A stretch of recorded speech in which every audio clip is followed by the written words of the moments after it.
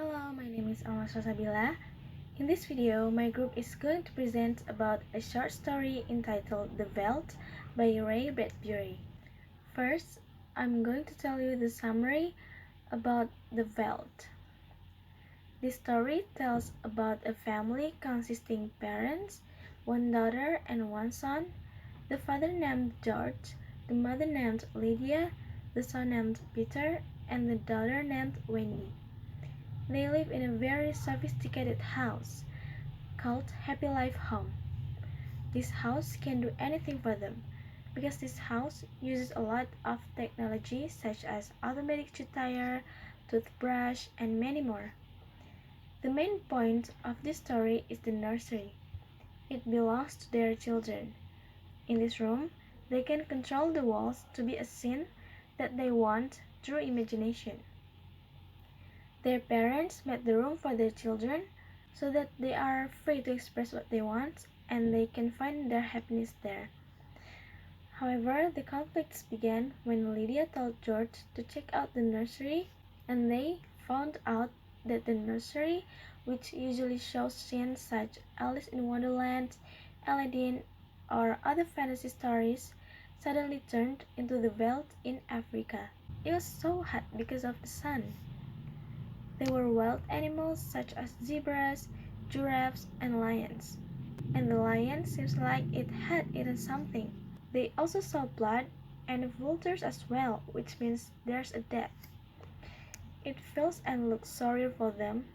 Even the lion was almost caught them, but they immediately left the room. Lydia was so scared, so he told George, her husband, to lock the nursery for a while. But at first he didn't want to do it because he was afraid that Wendy and Peter would throw the tantrum. However, he finally locked that door because he felt bad for Lydia. But their children broke back into it during the night. After that incident, George couldn't stop thinking about it. He was so busy with his work, but now he saw a yellow hot Africa in the children's nursery. He couldn't believe it. He checked it again, but it's still the same. He thought about Aladdin repeatedly in the nursery and even said it to the room, but nothing's changed. It's still Africa. George assumed the machine probably had some errors, but Lydia thought it was probably Peter who said it to remain that way because he's such a wise 10-year-old kid.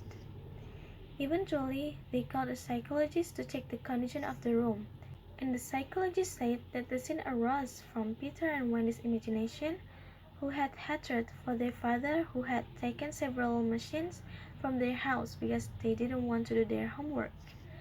Therefore, the psychologist advised them to turn off all the machines in the house, take their children to the therapy place, and start a new life because that is the only way to cure them from their addiction with technology, especially the nursery, which is the most important for them.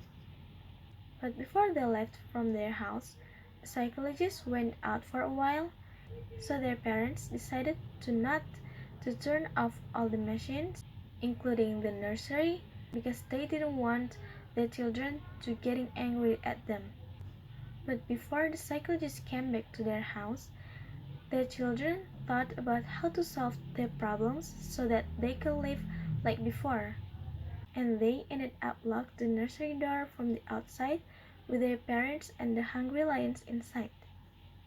So that's all the summary of the story that I can tell. The social issue and our solutions to the issue will be presented by my friend Jeta. Hello, my name is Jeta Azira Amarendra, and now I will present the social issue of this short story, and after that I will tell our solution for it. This story concerned the issue of how the use of too much technology damages a person's mental health. It tells that children who are too dependent and spoiled by technology without getting lots of attention and supervision from their parents might be obsessed with it. It's also difficult for them to let it go because they are addicted to it.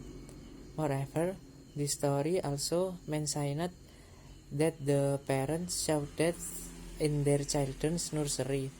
So it means the children took or waste for someone dead. Therefore, it clearly tells that technology could bring someone to do anything they want as long as they are happy. Besides, it also affects the relationship between parents and their children because the children feels they don't need their parents anymore. And next is solution. Our solution to this issue are that parents should not buy that house in the first place because it used too much technology. They also should have taught their children how to do things with their own hands if they know how to use technology, because we can always live with technology. It could be an error or damage that we don't expect. Lastly, in our opinion, their parents should be able to divide their time between their busy life and in giving attention to their children so that their role as parents is not replaced by others.